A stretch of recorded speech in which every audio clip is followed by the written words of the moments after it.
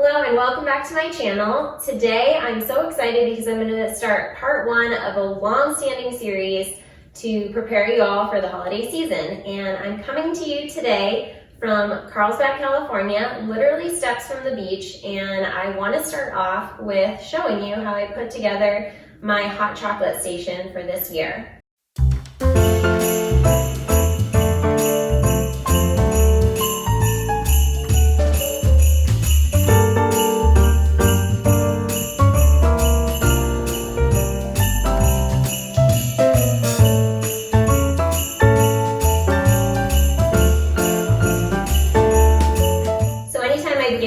I always consider the color palette, and being that we have a 3-year-old at home and he's very young, and oftentimes young kids associate Christmas time with obviously the traditional red and green colors, I wanted to make sure to incorporate those into my color palette this year.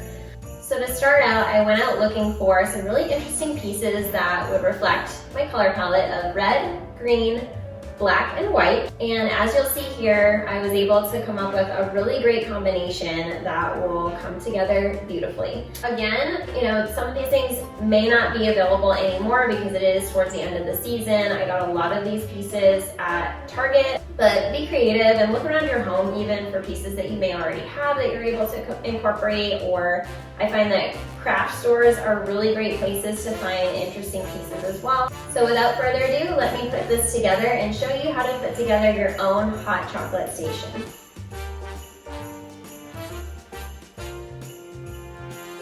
So to start out, I actually had this 2-tier dessert stand from last year, and it was from CB2. Unfortunately, they're not carrying it any longer, but really any 2-tiered stand would work, and I think this gives a clearance of about 3.5 to 4 inches, so you want to make sure that you have enough space on each tier. But this is a great piece because I find that black really anchors any type of design. So to contrast the black, I'm bringing in white pieces. And honestly, I have this really cute mug. It's actually a mom mug, which you would never know, and I just flipped it backwards and put these really cute marshmallow swizzle sticks right here for easy access.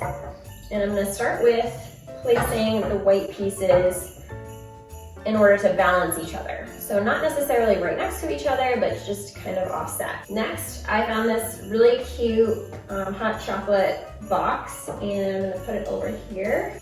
And then another great hot chocolate piece too. This was also from Target this year, and I love the little garland that it came with. So these I actually had lying around this little truck and tree. And again, I did purchase these from Target as well. I'm sure you're seeing a theme here.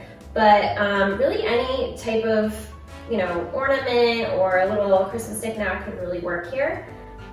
So I'm just gonna bring in a little bit of color on this side, and then I'm gonna pop this over here in the back.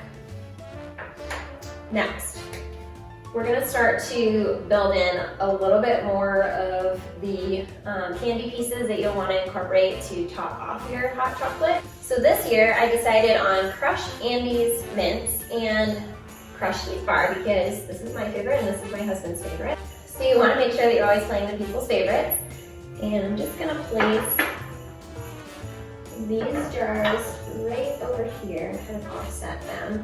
And these jars are a really adorable find from Hobby Lobby, and they're about $2 to $3 each. So I definitely recommend, if you have a Hobby Lobby near you, definitely check out that glassware aisle. There's so many different options.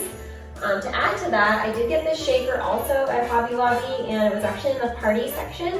So sometimes you have to be a little bit creative as far as where you find things, but definitely keep an eye out. This was a great find. And this one is filled with ground cinnamon.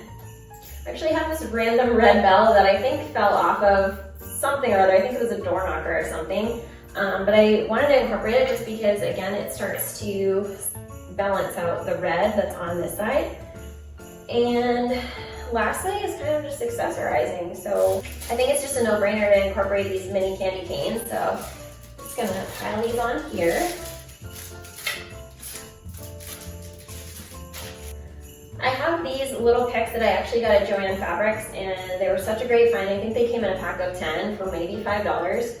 And I've just been incorporating them all over my home, but I'm gonna start to finagle these around just to fill in some gaps here and just give it an extra dimension.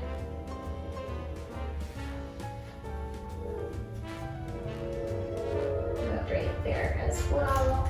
I think I actually want to shift this over just a bit. And then when you're decorating a tree or putting together a hot chocolate station or some type of a display, you always want to consider filling in the back as well. Even though you're not looking straight at it, the layers from the back to the front really give your design that much more depth, and it just makes it look a lot more complete. So I took these 2 little ball ornaments and I'm just going to throw them in the back.